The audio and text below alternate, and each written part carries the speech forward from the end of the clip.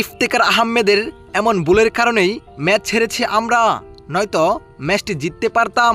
দর্শক, ম্যাচ হেরে সংবাদ সম্মেলনে এসে একই বললেন ইফতেখার আহমেদকে নিয়ে রংপুর রাইডার্সের অধিনায়ক নুরুল হাসান সোহান।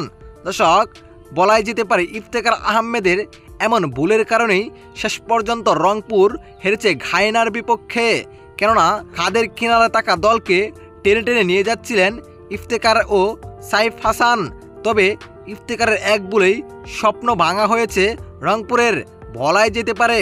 যেখানে ইনিংসের 13 নম্বর ওভারে এক ভুলেই রংপুরের 12টা বেজে যায়। যেখানে ইফতেখার আহমেদ বলটি ডিফেন্স করে এতে সীমানার কাছাকাছি চলে যায়, যেখানে 2টি রান অনায়াসে নেওয়া যায়। কিন্তু ইফতেখার 1 রান নেওয়ার পর আর ছুটেন নাই। এতে সাইফ হাসান এ প্রান্ত থেকে এ প্রান্তে চলে আসেন, কিন্তু ইফতেখার আহমেদ দাঁড়িয়ে যায়। এই সুযোগে ফিল্ডার বল দিয়ে দেয় গুরবাজের হাতে।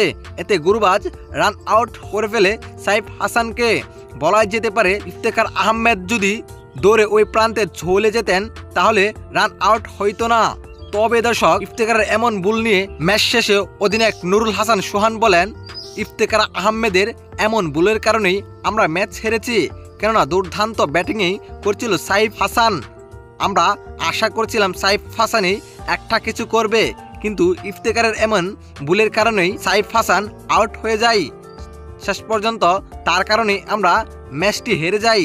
দর্শক, আপনার কাছে কি মনে হয়, আসলে কি ইফতেখারের এমন ভুলের কারণে ম্যাচ হেরেছে রংপুর? আপনার কাছে কি মনে হয় জানাবেন আপনার মতামত এই ভিডিওর কমেন্ট বক্সে। ধন্যবাদ।